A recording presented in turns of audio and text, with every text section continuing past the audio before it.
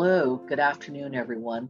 Thank you for joining us today with Dr. Rebecca Colman, and she's going to be presenting on optimizing symptoms in interstitial lung disease, or better known as ILD, which is part of the pulmonary fibrosis family.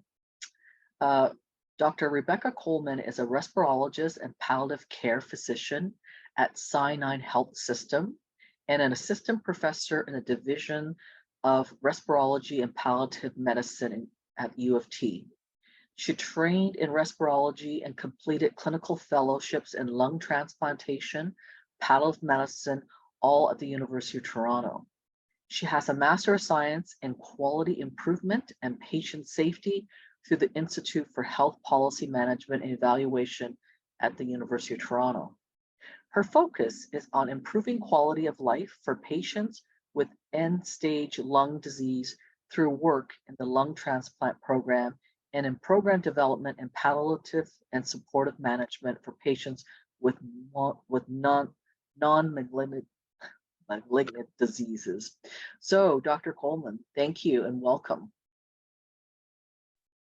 Thanks so much, Sharon, and thanks for inviting me to speak today on a topic that I'm very passionate about. So as Sharon mentioned, I'm going to be talking about optimizing symptoms in interstitial lung disease. I have no relevant financial disclosures, but I will be discussing off-label use or investigational use of a number of different pharmacologic agents. So my objectives today are to review the definition of palliative care, to appreciate the range of symptoms experienced by patients with interstitial lung disease, and also to discuss a practical approach to commonly encountered symptoms and rational use of different agents, including opioids and adjunctive agents like cannabis. So we'll start with a case. Mrs. W was a woman I met a number of years ago. She was a 67-year-old retired nurse. She had 2 children. She lived at home with her husband, and she had a diagnosis of idiopathic pulmonary fibrosis that was made a number of years before. She was listed for transplant when I saw her. In the past, she'd been intolerant of pirfenidone and nintedanib. She was using supplemental oxygen at a rate of 1.5 liters per minute at rest and 6 liters per minute on exertion. And I already mentioned she was listed. She was referred because she had really debilitating shortness of breath and cough. And when you asked her, she said that the cough was so bad that it actually woke her dog up at nighttime. And the Toronto Lung Transplant Program has a partnership with the palliative medicine program at UHN and with me, and I'm based out of Sinai. And now, this was before this time, but now actually the patients that are referred for assessment are all seen by a palliative care specialist to talk about symptom optimization and quality of life improvement. Now, I saw this patient before that full partnership existed, but definitely patients were sent through to help manage symptoms and improve quality of life while they were on the list. And she, as many patients where we start a consult, asked, well, why am I seeing palliative care? I'm not dying. And so I begin most of my consults by exploring, why patients think that they're coming to see me, how I can help, and also by reviewing the definition, the official definition of palliative care, and my view of what palliative care and palliative medicine means. So if you look up the definition through the World Health Organization, it describes palliative care as an approach that improves the quality of life of patients and their families facing problems associated with life-threatening illness. And there are a number of features listed on the website, and I've just highlighted 3 here. One is that it intends neither to hasten nor to postpone death. And that means that palliative interventions in and of themselves are not trying to make someone die sooner. They're also not in and of themselves trying to make someone live longer for the sake of living longer. But what we see on a regular basis is that when we make people feel better, they often do actually live longer. They might have a better appetite. They might be able to exercise more. So in that way, actually, palliative care, I actually do think sometimes really does help people live longer. But the primary purpose is living better. It integrates psychological and spiritual aspects of patient care. And it's applicable early in the course of illness and in conjunction with other therapies that are intended to prolong life, like ongoing disease-modifying therapies like the antifibrotics, or even like a lung transplant. What we see all the time unfortunately, in respiratory medicine is that there really is a substantial unmet burden of symptoms and psychological concerns that impact our patients and their carers' lives. And the two areas that I think we can really do better in is in symptom assessment and management. And that's going to be the focus of today's talk. Another area that we're really working on as well, and I haven't really dealt with today, is on advanced care planning. But it is something that, it is always, I say it's important for everyone, whether you have a chronic disease or not, just making sure that you kind of recognize your own values, understand your wishes, and that your substitute decision maker, power of attorney, family, those who care about you and who you care about, really kind of are, understand your values and can help you with decision making if and when the time comes. And professional societies around the world have started to and continue to recommend palliative care integration for patients with advanced lung disease. You'll see this in the Canadian guidelines. You'll see this. It's highlighted very nicely in the British guidelines and the NICE guidelines. They came out in 2013. There was a revision in 2017. It's been sort of prevalent in the American Thoracic Society guidelines, since 2005. And so it really does mean that people are sort of embracing palliative integration a lot more and a lot sooner. So we move back to interstitial lung disease. We really often think of dyspnea and cough. So shortness of breath or a discomfort with a breathing sensation and cough as really commonly encountered symptoms in our patients. At least that's what I feel like as lung specialists we think about. But there really is increased recognition that patients with interstitial lung diseases, and this is idiopathic pulmonary fibrosis, or some of the connective tissue disease related interstitial lung diseases, or other types of idiopathic interstitial lung diseases, that they really experience a range of symptoms that are both lung related and also extrapulmonary or other parts of the system.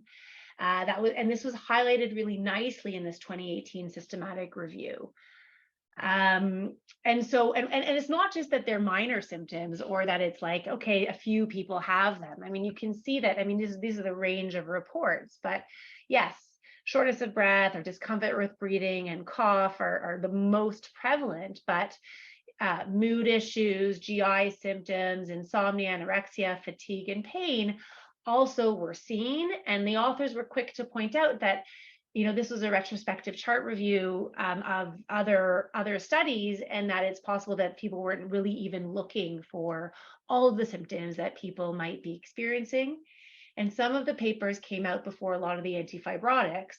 And so GI symptoms, which are a common side effect in antifibrotics, may not have been listed quite as frequently because these studies weren't actually looking at side effects. But we know that either the diseases themselves, or the medications that are used to manage the diseases may have other side effects or cause other symptoms. These authors went on to compare the prevalence of symptoms in interstitial lung disease, and they were looking at the progressive interstitial fibrotic lung diseases to other conditions that society commonly associated with increased symptoms. So things like cancer, AIDS, heart failure, COPD, and end-stage renal disease. And what you could see, hopefully this projects clear enough, but what you can see is that, sure, dyspnea and cough actually isn't listed on this slide, but dyspnea for sure is likely more prevalent than most of the other conditions. But some of the other symptoms are actually quite comparable with conditions like cancer, AIDS, and the other ones as well. And so to really be able to manage symptoms, we need a comprehensive way of capturing someone's overall symptom burden. The unfortunate thing is that in respirology and in specifically interstitial lung disease, we don't actually have a tool. We don't have a validated tool at present that is a really all-encompassing way of exploring the range of symptoms that patients experience.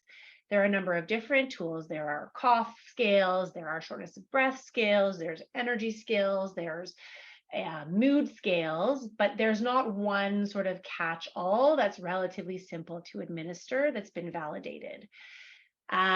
So I, in my practice, and many of us will borrow from the cancer world, where the Edmonton Symptom Assessment System, or the ESAS, is a validated tool. And I recognize that it's not validated, but my purpose is to try to get someone to feel better. If I had to try to sort of compare visit to visit, I think it's still helpful, but it might just be harder to prove the significance. Regardless, it is a scale that captures a number of symptoms that really are experienced by people with chronic diseases. And to the standard ESAS, which is listed here, we've also added cough, because that's commonly experienced and it's not actually asked about specifically and explicitly in the cancer world. What's really nice about the ESAS is that there's also a field for other, and it doesn't have to just be one. People can have many. And sometimes people say, oh, my runny nose is really the thing that's bothering me the most. My oxygen's drying out my nose too much, things like that. And it allows you to gauge and rate these other symptoms that you can then act on, and very quickly highlight what are the things that are most important to this patient, to this individual, to their family, and how can I help them, and what's the thing that needs treatment first. I just realized that I didn't include Mrs. W's ESAS right here. I'll tell you quickly, it'll come up later, but she had rated her cough as about an 8 or a 9, and difficulty getting to sleep also quite high at a 5, and shortness of breath she rated also at like a 5 or a 6, and I'll show you it on a later slide.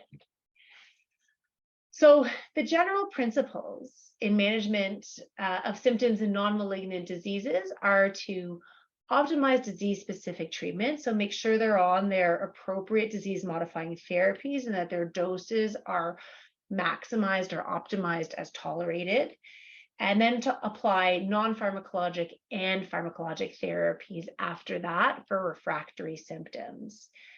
And this is different, a little bit different than in the cancer world, because when people start to progress and have a lot of symptoms in cancer, it often, not always, but it often corresponds with a time where they may not be benefiting from their chemotherapies anymore.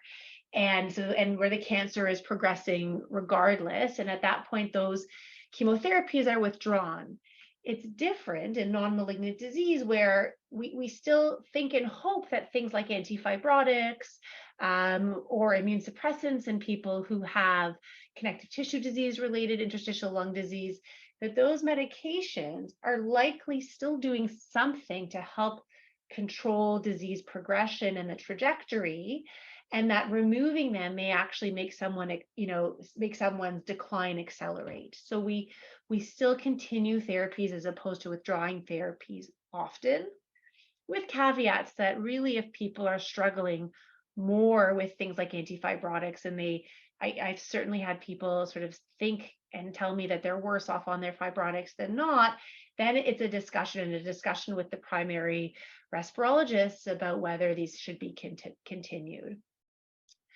As we move through the next few slides, I need you to keep in mind that the quality of evidence for many of these therapeutic interventions is low to intermediate.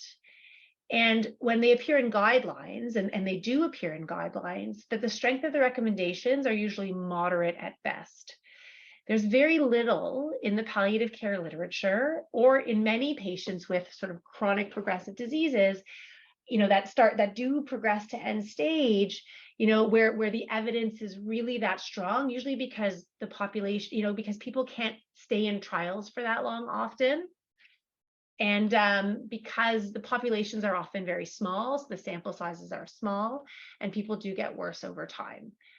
And also, there's very little literature in the interstitial lung disease world about symptom management still, and there's very few prospective trials. And so a lot of the recommendations are borrowed or are extrapolated from other conditions like COPD, cancer, heart failure, and things where there may be a little bit more of a larger body of evidence. So we'll start with dyspnea. What do I mean by dyspnea? I think many people know, but dyspnea is a subjective experience, and it's this discomfort with breathing. And because it's subjective, it's experienced by different people differently. Some people describe air hunger. Some people describe that they get short of breath. Some people say they can't exercise. Some people become very tired. And then when you really drill down, often it's this related to the breathing. It's important to distinguish dyspnea from hypoxemia. Yes, they may coexist, but treating low oxygen saturations is not always the management, or doesn't always treat and perfectly get rid of the dyspnea. Similarly, not all people who have low oxygen are actually short of breath or have this discomfort with breathing. And so it's quite important to remember that and to really, take time to understand why people might be short of breath, and know that oxygen may help, but also may not. So what I've listed on this slide are the various different non-pharmacologic and pharmacologic strategies that have been used to help manage dyspnea in patients with lung disease. So there's a range in the non-pharmacologic category. Again, the evidence is low to moderate, and the strength of recommendations is moderate at best. But certainly there are studies that show that sort of activity pacing and energy conservation strategies may be one way of managing dyspnea. Pulmonary rehabilitation can improve people's sense of shortness of breath or discomfort with breathing and improve their overall functional status. If they can condition their muscles. I always tell people that deconditioned muscles use more oxygen than conditioned muscles. So the more out of shape someone gets, the harder your lungs, which are diseased, have to work to try to keep those muscles functioning and do that same type of activity. Now that has to be balanced with how exhausting an exercise program can be. And so it's also about sort of, self-love and giving yourself a break, allowing yourself to nap, those energy conservation strategies that can help replenish that, pot of energy to be able to do that exercise. But certainly rehab and conditioning can help with their overall sense of shortness of breath. Acupuncture and acupressure. So these other ones, there's not actually great evidence for that are listed below, but the nice part about non-pharmacologic strategies is for the most part, they're relatively cheap and available. Things like handheld fans, which sort of stimulates the trigeminal nerve and sort of helps to sort of mediate in some way and some signaling to the brain and helps alleviate that dyspnea. They're cheap and they're easy. And if they work, great. And if they don't, usually no harm done. Caution with things that might be more expensive because again, the evidence isn't always there. I'm just going to try to silence my pager. Just give me one sec. All right, hopefully that'll be good. From a pharmacologic perspective, opioids are really the only pharmacologic agent that are recommended for refractory shortness of breath. Antidepressants and anxiolytics have been given a recommendation against, at least in the COPD world, for the primary treatment of dyspnea. Now, if someone has a primary mood disorder or clearly has anxiety, and the anxiety is what is driving the shortness of breath, and it's obvious that that's the case, then certainly using an anti-anxiety medication or an antidepressant or even a short-acting anti-anxiety medication or anti-anxiety medication, right? That's not a double negative, can be useful. And it's sometimes very hard to tease out because the emotional center of the brain and what drives breathing are linked, and there's a reflex arc. And people often get into this phase or this state where their shortness of breath is causing anxiety. Like, what can be worse than feeling like you can't breathe? And then the anxiety in turn is driving shortness of breath. And so you get into this very vicious cycle. Some people call it a dyspnea crisis. And it's like a panic attack. And all of a sudden the breathing becomes worse. People start breathing much faster, less effectively and efficiently, and really need some time to sit and relax or a medication to get out of that cycle. And then I put supplemental oxygen in the middle because some people might think of it as pharmacology and some people might think of it as a non-pharmacologic agent. Certainly it does help many people, especially those who become hypoxic or whose oxygen saturations drop, particularly with exertion. If you have exertional shortness of breath and your oxygen's dropping on exertion, it's definitely worth a trial of the oxygen if you qualify for it to try to alleviate those symptoms.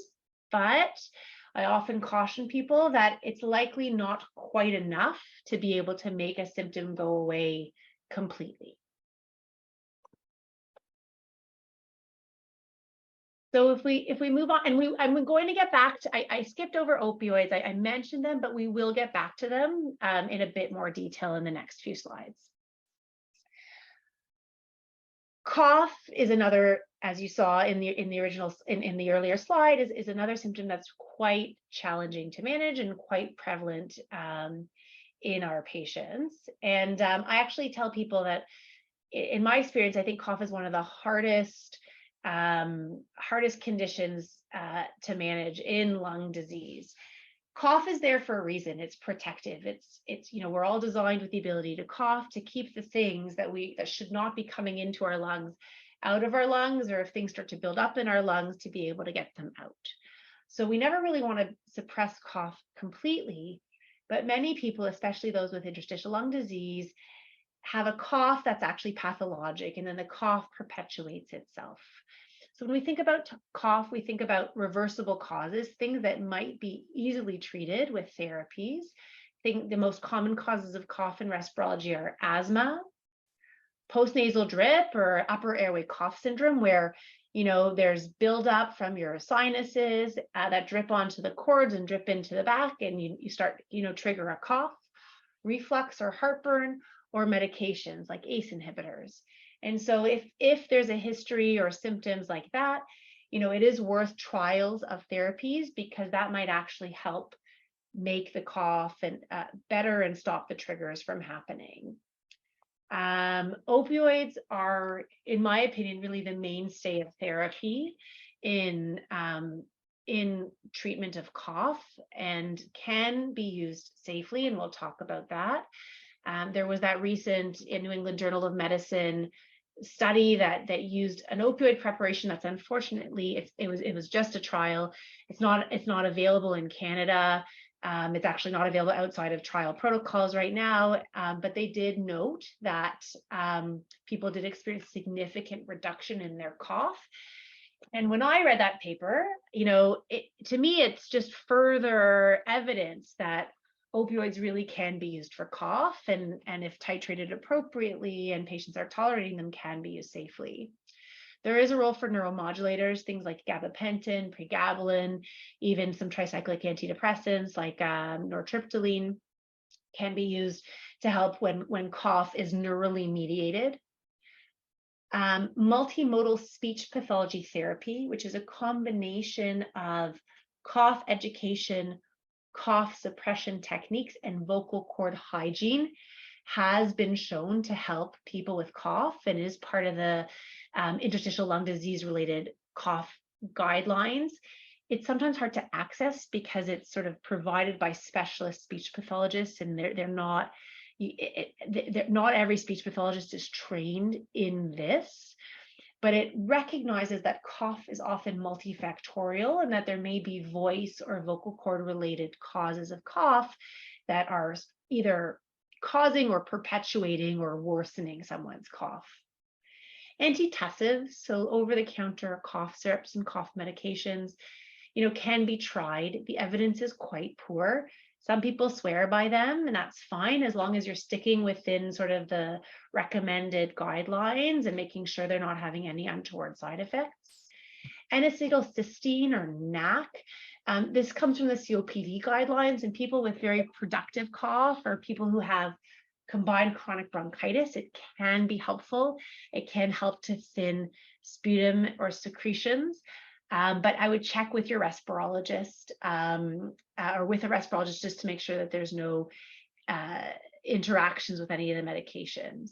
And then for really refractory cough, there are therapies like inhaled lidocaine. If anybody's had a bronchoscopy, that is what is used to help to mitigate or prevent coughing, and it numbs the receptors in the airways and gives, it's really only temporary, but it can give temporary respite and a temporary relief from cough. And the thing about coughing is that it's a bit of a reflex, and coughing begets coughing. So the more someone coughs, the more they cough. And so really any therapy that helps to reduce the severity or the frequency of the cough a little bit may actually have more profound effects down the road because of that cough begetting coughing. And so if you can sort of hit it a little bit at the source, it may actually reduce the frequency and severity later on. Patients are often describing very poor energy or poor sleep. And so one thing about energy is it's important to acknowledge that this is real. So when someone's got a chronic lung disease, they're expending more calories, they're spending more effort just breathing or just eating or just moving from A to B than people who don't have the same diseases. And so sometimes, so just acknowledging that this is a real thing can be quite helpful. And then finding ways to work around it, like those energy conservation strategies. And again, we already talked about pulmonary rehabilitation. We talked about it for dyspnea. It also helps for energy.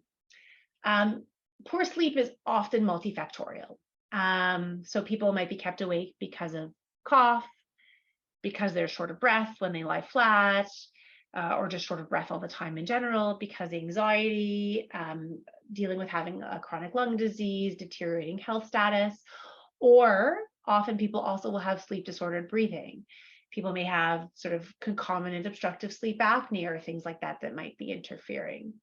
So sleep hygiene practices are important. These are the non-pharmacologic strategies. These are important for everyone. So, using your bed, for sleeping or sex is what sleep experts will always say, not even watching television, not even reading. You want your brain to think sleep when it gets to bed. Melatonin is a natural over-the-counter substance that some people find very effective and can help with sleep. Sometimes it's not enough.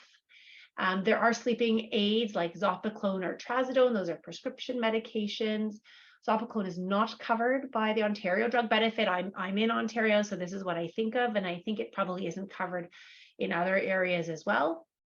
But the thing that zopiclone reportedly is supposed to maintain normal sleep architecture and usually doesn't cause as much of a hangover effect in the morning, which is why a lot of physicians will use it. At the same time, like I said, it can be expensive, and in some people it actually can be a habit forming, and in some people they do actually have a little bit of a hangover or a little bit drowsy in the morning. Same with trazodone, this drowsiness. In palliative medicine, we use a lot of mirtazapine. Mirtazapine is an antidepressant, and we use it, and its side effect is sedation at lower doses. At high doses, it actually can be activating and can cause insomnia. But at its lower doses, mirtazapine actually can help a lot with, it can help with anxiety or depression. That is what it's known for, but it can also help with nausea, and it can also help with appetite. And it's always nice when you can have one medication that will treat a number of different conditions and a number of different symptoms. Constipation is always a concern. Less of a concern in some patients who are on antifibrotics and dealing with a lot of diarrhea, but constipation and having a constipated bowel movement is a really big waste of energy. And people who have actually studied the energy expenditure of having a constipated bowel movement have equated it to playing a vigorous round of badminton.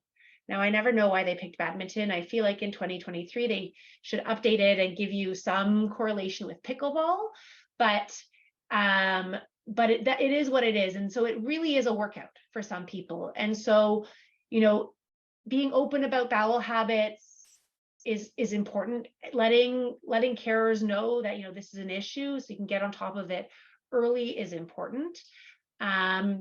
People often think, well, if I'm not eating as much, I probably don't need to go to the washroom as much. And while there's some truth to that, if someone's habit is to have a bowel movement every day, that's soft. I usually say, even if your appetite is going down, you should still be having a bowel movement every day. It might be smaller, but your bowels probably are still moving according to that rhythm and should continue to do so. And so the best management for constipation is prevention. We use a lot of stimulants, so things like senna or osmotic agents, PEG 3350, which is available over the counter, or lactulose, which is that very sweet syrup, but is very effective. Sometimes causes a little bit of it too much in the other direction. Fiber. So fiber works, things like Metamucil, prunes, increasing fiber in diet. The problem with fiber is that you really have to drink it with a lot of water. And if you don't, especially things like Metamucil, it can almost block people up even more. And if you're fluid restricted, it might be a problem. Now, that fluid restriction caution isn't the same for whatever reason with the PEG 3350. That also has to be taken with a cup of water. For the most part, that really stays in the gut. And I've spoken to heart failure experts, and they're really not concerned when their patients are on it. Some patients may need PR, means per rectum or a rectal route.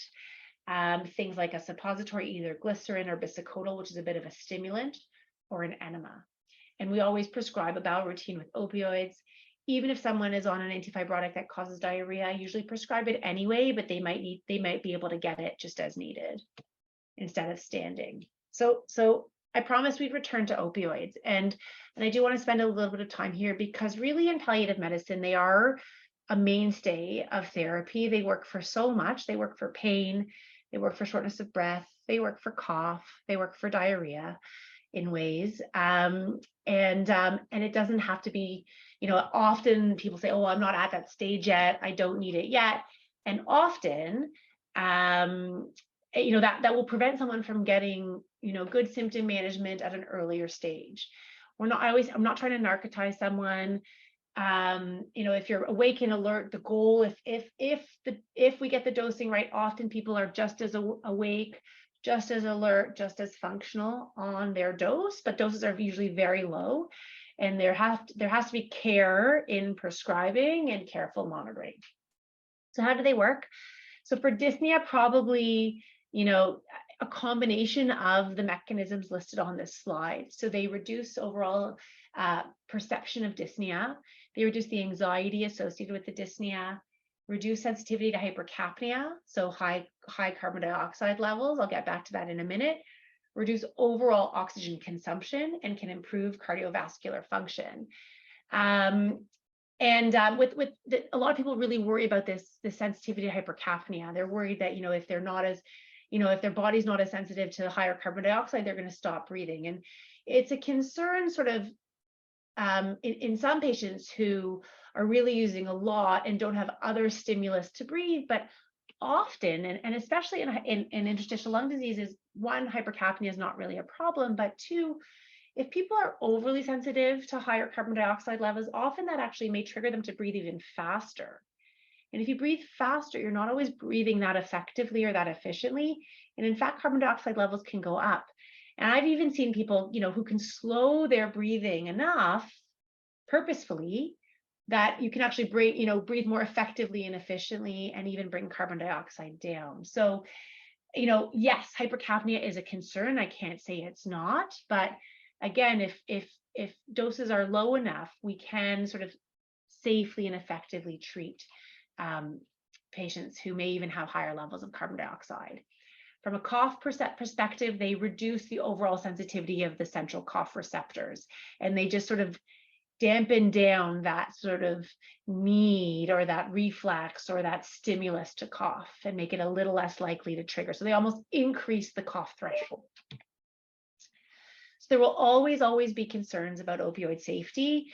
There are some very good studies that show that when prescribed, started slowly and prescribed carefully and titrated slowly, opioids are quite safe. So this first study, the 2011 study, there's a lot of COPD patients, and those are more, often the patients with the higher carbon dioxide levels. They saw no episodes of respiratory failures or death in patients on opioids. This is in the Engström study from 2014, is a population-based study in Sweden, all of patients with COPD on oxygen, so not interstitial lung diseases, but again, more likely to have higher carbon dioxide levels and more severe because they were all on oxygen, and they found that low dose morphine of less than 30 milligram of morphine equivalents per day were not associated with increased admission or mortality. There's a meta-analysis in 2017, 63 articles over around 1,000 patients, and they found no clinically relevant respiratory adverse events in patients using opioids to manage their dyspnea. And then the Bajwa study which is from 2018, also a population-based study, looked at 254. See, the interstitial lung disease studies are always smaller. 254 patients with interstitial lung disease, all on oxygen, and they found that neither low dose or less than 30 milligram of morphine equivalent in 24 hours or high dose opioids were associated with increased admissions or mortality. So again, showing that, when prescribed carefully, they can be safe. There are barriers and there are challenges in trying to, prescribe and monitor opioids. There's a lack of clear guidelines really about what dose to start and how to titrate, and different countries and different institutions recommend different things. There's often a lack of education about what to look for, what side effects may be due to the opioid and not, how to manage the constipation. And there's still a fair bit of both patient and clinician resistance about the risks of respiratory depression and also the risks of addiction. Even in those of us who are comfortable prescribing opioids, I sometimes struggle in patients with baseline opioid use for chronic pain or for other symptoms, because if you're already on it, it means that you're tolerant. And often the doses that we use for shortness of breath or for cough are much lower than doses we use for pain. And in fact, if the issue is chronic pain, opioids are much further down the treatment or up the treatment ladder. And we do try to avoid opioids because that can lead to building of tolerance and increasing in doses over time. But in someone who's already on it, to treat new symptoms, we are often increasing or adding 25 to 50% of that dose. And that can be a very big dose. And many clinicians are not comfortable prescribing such large doses.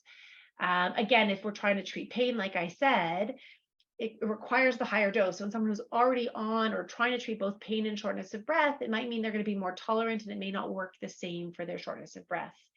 Patients who have pre-existing substance misuse or may have concerns about family members or other acquaintances or no safe place to store the opioids, it's going to become a problem. And different jurisdictions have much more stringent prescription monitoring or rules about opioids or availability of opioids, and it becomes harder for certain patients in different places to get. Ontario is one of the more liberal provinces when it comes to opioid prescription in Canada, and Canada overall is much more liberal about opioid use than a lot of other countries in the world. So what I usually do is prescribe, start with a very low dose. So morphine 2.5 or 5, that's just basically a tablet. If people need lower, it's hard to cut the tablets in quarters. So 2.5 is half a tablet.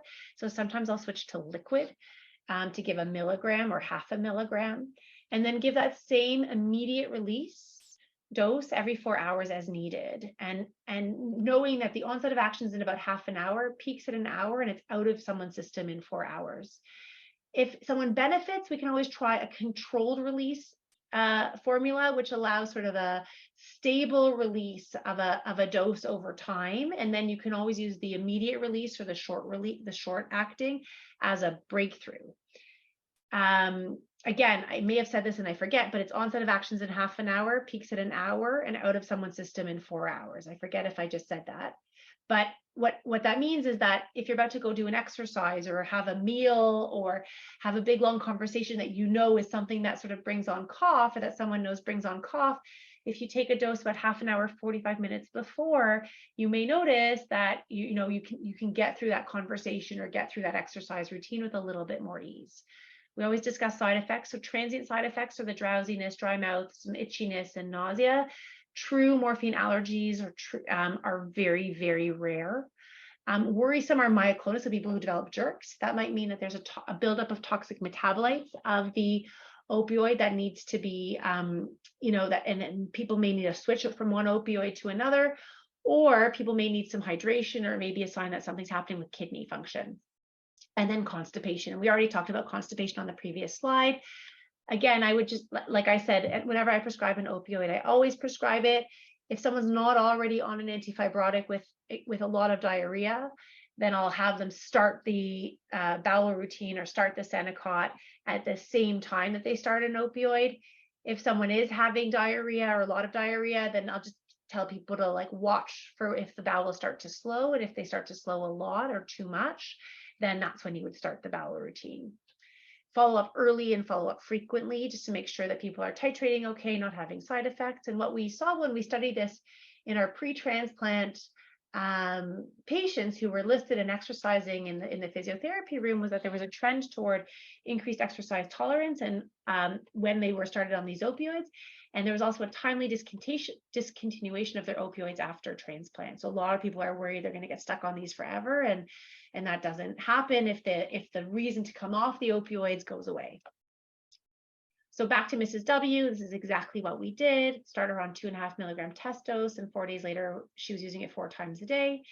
And then got her on a controlled release formula in the morning, 10 milligrams, and she would use half a tablet of the short acting before she exercised, along with a bowel routine. And this was what her ESAS looked like. So this is where I have it. So this was the month before. Again, it's almost a decade ago already, but so energy level was poor, appetite was not great, shortness of breath was a 6 out of 10, sleep, cough was an 8 out of 10, and then staying asleep was a 7. And then after a month of therapy, her cough was a 3. So it didn't go away entirely, but all the other ones, her symptoms were so much better. It's really exciting to see. So I'm going to move on to Mr. S. Mr. S is an 83-year-old gentleman with unclassifiable interstitial lung disease. The differential diagnosis was really quite broad in him, and despite extensive workup, it was partially steroid and immune suppression responsive, but otherwise wasn't completely sure what it was. So he was on 6 liters per minute at rest and 10 liters per minute on exertion, and he also had significant exertional dyspnea, very bothersome cough, and then poor appetite and weight loss as his main symptoms. And so, we spent some time chatting and trying other things, and he was started on an opioid, and he was quite reluctant at the beginning and reluctant to use oxygen at the beginning, but started and was noticing benefits. And then over time in our sessions, he said, well, what about cannabis? Both he and his wife were quite interested in cannabis, and this comes up a lot. So we're going to take some time and talk about it. So when we think about medical cannabis or the cannabis use in palliative medicine and medicine in general, most people think about the products that contain the tetrahydrocannabinol and cannabidiol. I always struggle to pronounce them, which are really just 2 of the chemicals or the phytochemicals that are in the cannabis plant. So there are 114 cannabinoids, and so these are just 2 of these cannabinoids. And there are actually 545 different chemical components found in the cannabis plant. And when they're not cannabinoids, they're either terpenoids, flavonoids, fatty acids, or other compounds. And so when people talk about strains of cannabis, or known as chemovars, what they're talking about is, one, the ratio usually of the THC to the CBD, how much of which it is, and which other phytochemicals are in that product that then may be responsible for various different health benefits or side effects. THC and CBD bind or partially bind to the cannabinoid receptors that are present in the central nervous system and the peripheral nervous system. They're in their highest concentrations in the cortical structures and the dorsal horns of the spinal cord, and they're sparse in the brainstem, which is why scientists believe they don't cause too much respiratory depression, because the brainstem is what controls our breathing. THC is a partial agonist of the CB1 to the G protein coupled cannabinoid receptors CB1 and CB2, and it is responsible for most of the therapeutic effects attributed to cannabis, including mitigating pain, spasticity, nausea, insomnia, and appetite loss. THC is also the component that's thought to be responsible, or that for the unique psychoactive effects, and also the psychoactive side effects. CBD, on the other hand, and there's a lot of people that are sort of, explicitly and very specifically searching for CBD only products, are generally well tolerated and are thought, they don't really bind to either CB1 or CB2. In fact, they might be almost like a partial antagonist. So some people think that they might even counteract sort of the combined products may counteract some of the THC psychoactive properties. But they also are now, there's a lot of data that shows that they may also have some benefits, like anti-inflammatory, analgesia, anti-nausea, antipsychotics, anti-ischemic, anxiolytic, there's lots. So the reason that, and studies there's clinical and preclinical trials, and it's really quite an early field, and we're still waiting for a lot of more evidence to come out. There are also some synthetic cannabinoids or synthetic cannabis products. So nabilone is an oral synthetic THC analog, and it's used for nausea, and it can be used as a pain adjuvant. Nabiximol is also available in Canada, is a 1-to-1 CBD THC oral mucosal spray that's indicated, and it's a whole plant extract, and it's indicated in spasticity, and it's used for people with multiple sclerosis. So this is a list of what we think are the potential therapeutic benefits of the various different products. Again, I mentioned it before, but both of them, there's an overlap between THC and CBD. So analgesia, anti-nausea, THC is more for insomnia, and appetite and the antispasmodic, whereas the CBD is used as the antidepressant, the anxiolytic, anti-ischemic. And then again, the THC is the one that's responsible for the euphoric effects. But it's also important to remember that there's still side effects, and there may even be side effects with CBD. So a lot of people, talk about how CBD is completely benign, and it's really THC that's the one that's, that gets the bad rap. But people have experienced negative side effects from both. So THC causes drowsiness, dizziness, dry mouth, anxiety, paranoia, tachycardia, orthostatic hypotension, and that slowed reaction time, whereas CBD can cause drowsiness, lightheadedness, dry mouth, and then these other sort of GI side effects as well that can be concerning. So where does cannabis fit into respiratory symptoms? So there were a lot older studies, probably 50 years now, that described that cannabis may have actually had a potential bronchodilating effect in healthy adults with asthma. And so people were trying to look into that a little bit more rigorously more recently. I mean, by more recent, 2011 seems like a long time ago already. And Pickering and colleagues did a double-blinded randomized placebo-controlled study in 2011. They looked at 9 patients, 4 of whom had COPD, and examined effects of cannabis and cannabis products. And what they found was there was really no effect on the visual analog scores of breathlessness. But the COPD patients shifted from describing their shortness of breath or their dyspnea as air hunger to more like work effort, which the authors actually thought was less of a negative symptom, and in fact may have helped. More recently, Abdallah, who works in Montreal with one of the great pulmonary Dr. Bourbeau, Jean Bourbeau, did this study of vaporized cannabis using 16 patients with COPD, pretty severe COPD.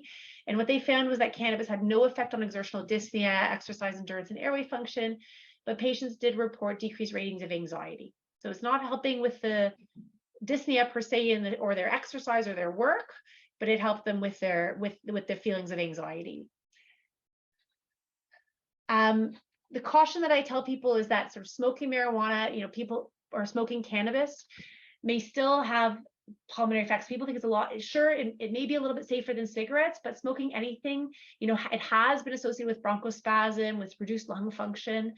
Marijuana cigarettes still contain particulate matter, toxic gases, reactive oxygen species, and polycyclic aromatic hydrocarbons, which can be carcinogens.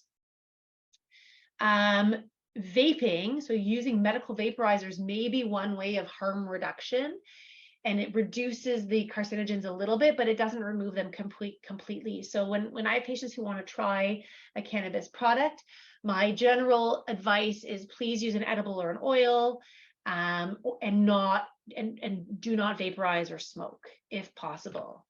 But there are also important considerations here. And so people who are used to smoking or vaporizing cannabis may not notice the same effects when they use an oral route. And there's also some topicals used for pain. I don't have it on this slide, but topical, I don't usually worry about side effects. So the onset of action is very different between the two routes. So 3 to 10 minutes if you inhale it either by smoking or vaporizing, compared to 60 or 90 minutes if you use it orally. Again, peak effect can vary as well. Peak cognitive effects vary, and then the duration of effects can vary. And so this I think is important if someone's going to go drive. If you're using a THC product, for example, and you take an oral product, and it may actually still be having an effect many hours later. The other thing I think is important to know is that we always try to start low, go really slow, and titrate to effect. And the way you titrate a medication is you wait until the medication's at its peak before you take another dose. But that's going to happen a lot faster. You're going to get a lot quicker feedback if you use an inhaled route than if you use an oral route. You wait a lot longer for that effect. And if you take another dose too early, in fact, you might overdo it a little bit more easily because you haven't yet reached that peak effect. The other thing, and Sharon and I were talking about this right before, is that while there are there are regulated, there are medical cannabis and products, different products may have different potencies, and the different chemovars may have different effects. And so no matter what, it's always very important to start low and go slow. And if switching from one product to another, the potency of one may be very different to the potency of another. And so either you may be completely under treating or over treating. And so it's always important to speak to a specialist, to let your health team know, to speak to a cannabis prescriber, of which I am not. I refer people to other medical cannabis prescribers, but about sort of how you should dose and titrate these appropriately. So back to Mrs. S. So I did refer him to a medical cannabis prescriber, and his biggest issue they were trying to treat was his appetite and his anorexia. And so he tried more of a THC product for about a month, and he found that it actually didn't help him. And then he discontinued it due to lack of efficacy. Again, using him as an example is not making the point that it doesn't work. It definitely works in some people. Some people really experience benefit from anxiety and through, sleep, appetite, pain, but it doesn't work for everyone. And so I think, like everything, it's very important to go in with, informed, with all the information. And if someone's going to try something, try it, titrate slowly. But if it doesn't work, that's also okay. So in summary, patients with interstitial lung disease, they have the potential for very high symptom burdens. Not everybody does, but many patients do. Palliative care should be integrated, or palliative care should come into play based on the complexity of someone's symptoms and concerns, not just because people feel that they may be approaching end of life soon. Earlier integration may help improve quality for whatever time is left. Comprehensive symptom assessment and symptom reporting are key to optimizing conditions. So if clinicians don't know the issues that are bothering someone, it's very hard to address them or refer appropriately. Opioids are indicated, effective, and safe in the management of many respiratory symptoms, and in particular, dyspnea and cough. And cannabis is an emerging area of study. It's a really important area for future research, but the evidence is very early and it works in some people and it doesn't work in others. And that concludes my presentation. I'll take any questions. Thank you very much, Dr. Colman. That was a really fascinating presentation. You touched a couple of points where some people have some questions. So the first one, many of our patients in our community talk about cough. That's the one common theme that they all have. Some of them are extreme, like it's just nonstop unless they're eating or drinking something. And, they've tried everything and they just can't quite, their doctors and them just can't figure out like what's triggering it. And to some extent, some people have said that they just could no longer work as the front person anymore because they couldn't talk. They couldn't be on the phone. So they had to sort of change their directory at their job. So, is there anything in the research that you can just sort of, point out to that they might be able to share with their doctor about, how can they contain this? Yeah, so it really is a really prevalent and really functionally limiting symptom for many people with interstitial lung disease. It's true, and it is one of the hardest things that I find there is to treat. And so one thing is that, so again, making it go away completely is usually impossible, unfortunately. But sort of having it be a bit more manageable or a bit more tolerable is often the goal, and we're usually successful in what, by employing, the strategies listed on this slide. And I would refer people to the Burring paper, the 2018 CHEST paper. So again, the evidence isn't great, and they're very open about that in the guidelines, but there are some helpful strategies there. I think really cough, even though it's really prevalent in interstitial lung disease, and it's a lot worse in these patients than in others, it still is often multifactorial. So there's still maybe, postnasal drip or something going on there. There's still maybe issues with the vocal cord. There's still maybe triggers, and so, really kind of hitting, there's no Occam's razor, I don't know if Occam's razor is the right analogy, but there's no silver bullet, especially when usually it's coming from a bunch of different things. And so it is a bit of like trying like a water bomb approach, like trying to capture everything we can and manage all the different aspects that might be contributing. I've also referred people to ear, nose, and throat for injections of some of the, either of the cords or of the recurrent laryngeal nerve that may be perpetuating the cough. And then opioids, for people who can tolerate them, again, are not going to make it go away completely, but they can make things a bit more tolerable. And if they can become a bit more tolerable, then that's great. Or those strategies that you mentioned people are doing, carrying water with them at all times, cough candies, things like that. I mean, the evidence isn't great for cough candies or is non-existent, but some people just sort of sucking on something and soothing their throat may actually help. It is a hard thing to deal with. All right, thank you. Talking about opioids, someone said that they were really concerned because they have to submit their invoice for reimbursement. And so that sort of rang an alarm with their employer, right? So, how would you best sort of get them to explain like why they're being prescribed this for their cough and other ailments? So so that's just the stigma, right?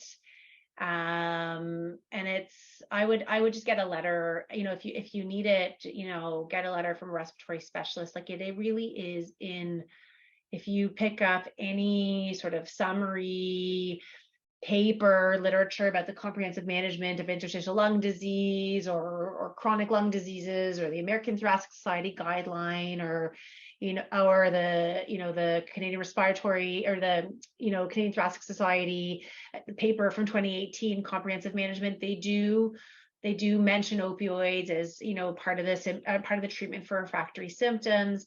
It's not just sort of palliative care doctors. It's not people who are drug seeking. And I think what I would hope that a letter from a specialist indicating that would be enough if needed. But I think the other problem is, I always tell patients is when I prescribe it, pharmacists always say, oh, for your pain, or I'll have a long discussion with someone and say, here's the opioid, these are the doses. And then they wouldn't have started it, and because they'd gone to the pharmacist, and the pharmacist said, well, if you don't have pain, don't take it. So I really think that it's about, educating everybody around about really, that what its uses can be. And of course, there's a stigma, and yes, there's an epidemic, but there are ways. It's still an important medication. We can't throw the baby out with the bathwater. So I think just reaching out to respirologists to write the letters, or palliative care specialists if those respirologists aren't comfortable writing it. Okay. Someone wanted to know, how does one get referred to a cannabis prescriber? Is that something doctor? Yeah. Like, so I don't understand who these people are. Yeah, so there are a number of different medical cannabis clinics, and around the country. Again, I'm more familiar with Ontario. I don't know if there's an option for self-referral. There might be, but otherwise, by speaking to a specialist and requesting it, and then the physician can send that referral through, like a regular referral, and they often do virtual or in-person visits. And it's just, they really, have access to the different products and may know more about the chemovars than someone like me. But again, I always still tell, take it with a grain of salt, because it doesn't always work. Okay. No, because they were saying that, they want to know how can they self-refer, because their primary healthcare provider is not keen about cannabis, because they don't think that that's a good route. And so, they would like to try it. So I can, so I think if you probably did a quick internet search, you can see if there are self-referrals. Let's just see. We provide virtual appointments, clinic appointments. I'm on one of them. I'm not going to mention which name. yeah. But I usually just prescribe. Well, perhaps maybe you can just give me some websites, and then CPFF could post it onto our website at cpff.ca. Sure. And then people could kind of look it up and discuss this with their primary healthcare provider and see how they go about, For sure. And again, and I'm not, and this isn't, and I'm, and again, in all, like, full disclosure is that, and you and I were talking about this before, is that I don't have strong feelings that it's, always going to be helpful in people, but so long as sort of people are using it safely and are, open to the fact that it may work and it may not work, and are using it in a safe way, then, I think it can work for some people, but it's not an overwhelming endorsement that people should be, going out and doing this to help improve their lung function, for sure. Okay. But yeah, and for these cannabis prescribers, would they know if the cannabis would lessen the efficacy of the drugs that the patient is on? Like, say, for example, two fibrotic drugs that's currently out in the market, like, would it lessen? I don't know. I haven't seen any literature to that effect.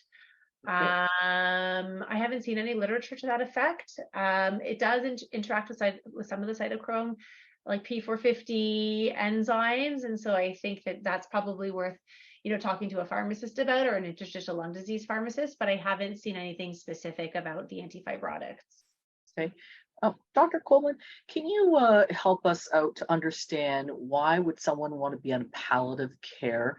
Because a lot of our community, are sort of hesitant about being on palliative care.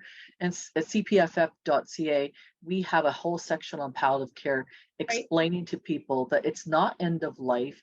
It's really a system that will be more conducive to helping you to live the very best of your life by helping you and providing you with services and support systems and drug treatments that can ease, your symptom.